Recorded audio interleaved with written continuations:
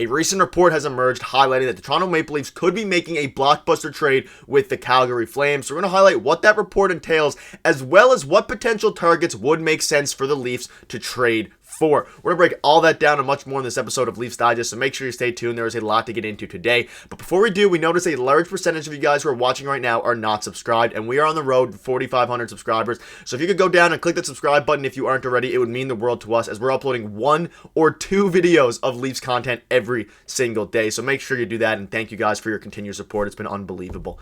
Let's just get right into it. So this report dropped a few days ago saying that all contract talks are now on hold for a Flames organization that may be on the precipice of having to take a radical new approach. From Eric Francis has the latest.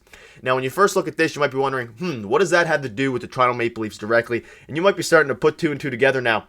The Leafs need to make some trades. They need to upgrade their defense. They need to get a couple of wingers to help with their top guys, especially as players like Mitch Marner are struggling a little bit to start the season.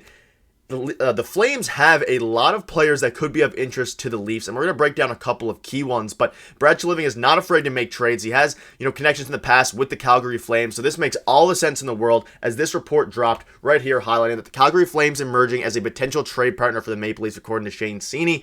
The Calgary Flames are a hot mess. The team started 2-6-1 and sit second and last in their division, only ahead of the Sharks, who have yet to win a hockey game. Toronto Maple Leafs GM Brad Treliving is, of course, tied to the Flames given his long tenure in Calgary, and as Leafs GM, he should be keeping a close eye on what's shaping up in Calgary, and I can guarantee you that he is keeping a close eye as to what's shaping up in Calgary. Now, we all know about Brad Treliving's past with the Calgary Flames. He was obviously, their general manager for a long time.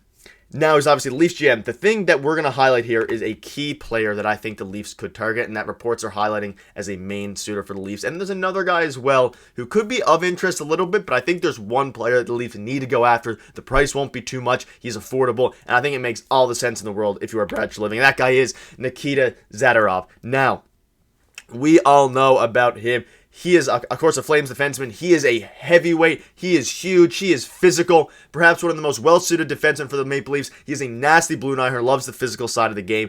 I don't need to tell you guys too much about him, but again, if you're unfamiliar with him, he's very, very physical. He might not cost as much as the other guy we're going to get into in this video. However, he is 6'6", 235 pounds. He's set to make $3.75 million against the cap this season and does not hold any trade protection. This is lining up to be a perfect target for the Toronto Maple Leafs. He is physical. He is big. He would provide tons of physicality to the Maple Leafs team. And as I've said several times in several videos, the Leafs need a defenseman who's very, very physical. We, of course, have Ryan Reeves, who kind of provides a little bit of that. But Zadorov would be an upgrade over Ryan Reeves. He would fit right in there. He would give the team, some more character, some more edge. And then the price won't be too crazy, especially when you're looking at the salary cap being only $3.75 million. Maybe the Flames retain, maybe they don't retain. But regardless, he's exactly what they need.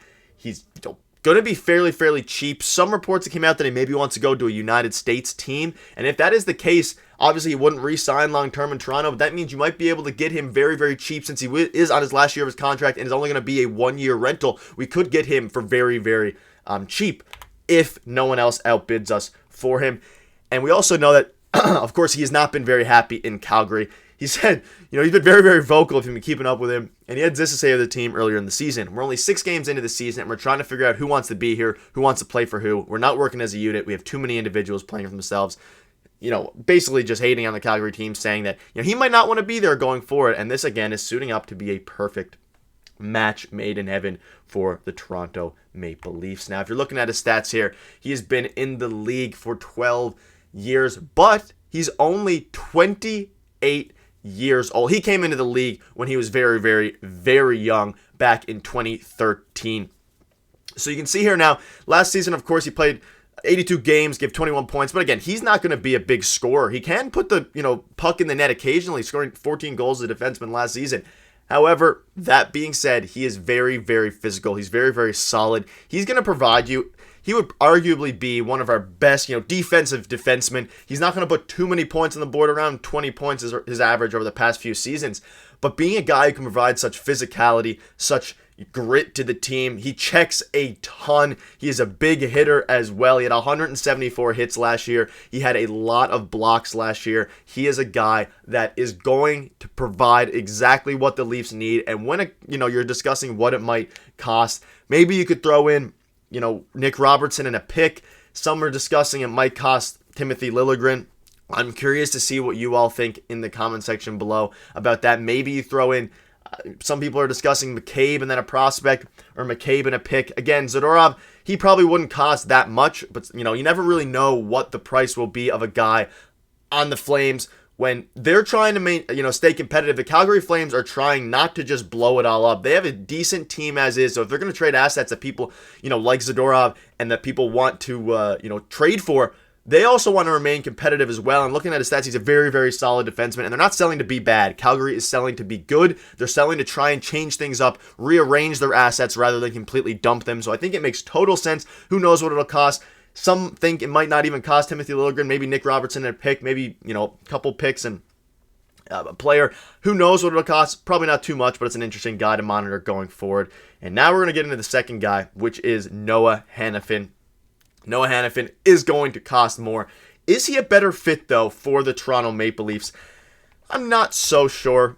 Obviously, Noah Hanifin is a much more offensive-minded defenseman. He's still 48 points in 2021, 38 points in 2022. He's only 26 years old. He was obviously the number 5 pick in the 2015 draft of the Hurricanes.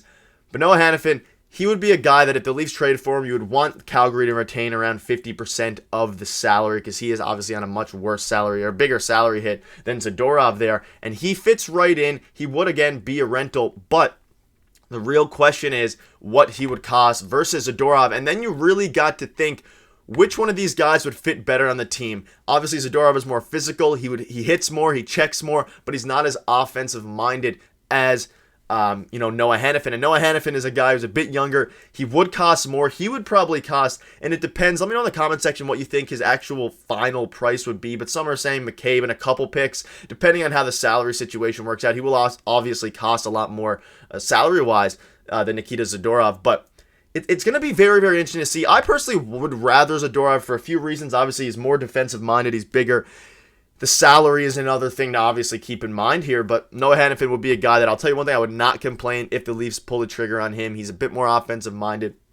Again, he is a rental. You maybe ask Calgary to retain about 50% and go from there, but he also fits right in, just not as well as Zadorov, and he doesn't move the needle in the way that the Leafs need a defenseman to as much as Zadorov does, at least in my opinion. I would rather a bit more of a physical guy. That being said, I wouldn't be upset with either of them because they are both very, very solid players. They would both cost a decent bit, Zadorov being a little bit cheaper. McCabe would probably be involved in a package regarding Noah Hanifin, at least that's according to some people are saying. So it's going to be interesting to see at the end of the day who really knows what these guys are going to cost. It's going to be very, very interesting to see, but let me know in the comment section below, out of these two players, which you would rather have, Zadorov or Hanifin, and let me know in the comment section as well who you'd be willing to give up. But that'll wrap up the video. Very, very interesting report. Keep your eye out for more videos coming because some trades could be on the horizon. Thank you guys for watching. We'll see you tomorrow.